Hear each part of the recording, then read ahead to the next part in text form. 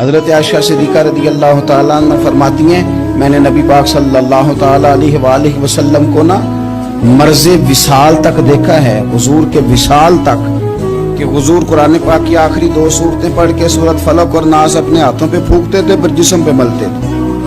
قرآن پاک میں شفا ہے۔ اب تو لوگوں نے دم درود کو نا اس کو بڑا ہلکا سا کام سمجھ لیا، ویسے بھی یہ عاملوں کے ہتھے چڑھ گیا، ملنگوں کے ہتھے چڑھ گیا، کاروبار بن گیا، تجارت بن گئی، ورنہ قرآن پاک کی آیات پڑھی جائیں تو حضور نے فرمایا سورہ فاتحہ میں شفا ہے، اس میں کرم ہے۔ یہ چیزیں جو بڑی ہمارے لیے سود مند تھی، فائدہ مند تھی، ہم چھوڑ گئے۔ ایک بڑی خوبصورت حدیث ہے، سنیے گا۔ حضرت ابو سعید خدری رضی اللہ تعالیٰ عنہ حدیث کے راوی ہیں، بخاری میں موجود ہے۔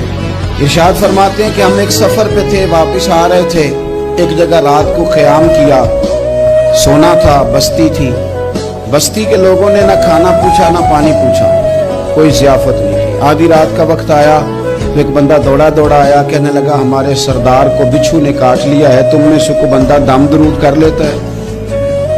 تو ایک صحابی کہنے لگے کر تو لیتے ہیں، پر تم نے چونکہ ہمیں کھانا پانی تک نہیں پوچھا، تم اگر دم کراؤ گے تو مفت نہیں کریں گے۔ بخاری پڑھ رہا ہوں، پیسے لگیں گے۔ کتنے پیسے؟ بکریوں کا ایک ریوڑ پورا۔ شارحین نے لکھا 40 بکریاں۔ سمجھے پس منظر کیا ہے، پانی تک نہیں تم نے پوچھا۔ کچھ لوگوں کا علاج ہوتا ہے، انہوں نے کہا پیسے لیں گے دم کر دیں گے۔ صحابی نے کہا حضرت ابو سعید خدری رضی اللہ تعالیٰ عنہ فرماتے ہیں وہ چونکہ تنگ تھے، بچھو کاٹ کے، اور سردار کو کہا چل تو صحیح نا۔ وہ صحابی گئے، سورہ فاتحہ پڑھ کے دم کیا، اور حدیث بخاری سے میں آپ کو دکھاؤں گا۔ لوگ کہتے ہیں دم کدھر سے آ گیا؟ بخاری پڑھ رہا ہوں، صحیح بخاری۔ شفا تو اللہ نے دینی ہے نا، رب کریم نے شفا دے دی۔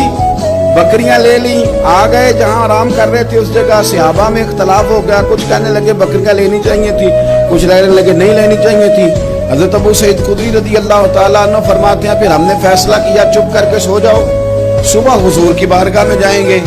اگر کریم نے کہا لینی چاہیے تھی پھر تو موج بن گئی، اور اگر کہا نہیں لینی چاہیے تھی تو بکریاں ہانگ کے واپس کر دیں گے۔ مسئلہ کیا ہے؟ کہتے ہیں صبح گئے حضور کی بارگاہ میں، جا کے مسئلہ عرض کیا، یا رسول اللہ انہوں نے بھی پانی کوئی نہیں پوچھا تھا، ہم نے بھی کہا دم کریں گے تو پیسے لیں گے، تو ہم نے یہ بکریاں لی ہیں۔ شارحین لکھتے ہیں 40 تھی شاید۔ یا رسول اللہ اب کیا کریں؟ حضور مسکرانے لگے، حضور مسکرانے لگے۔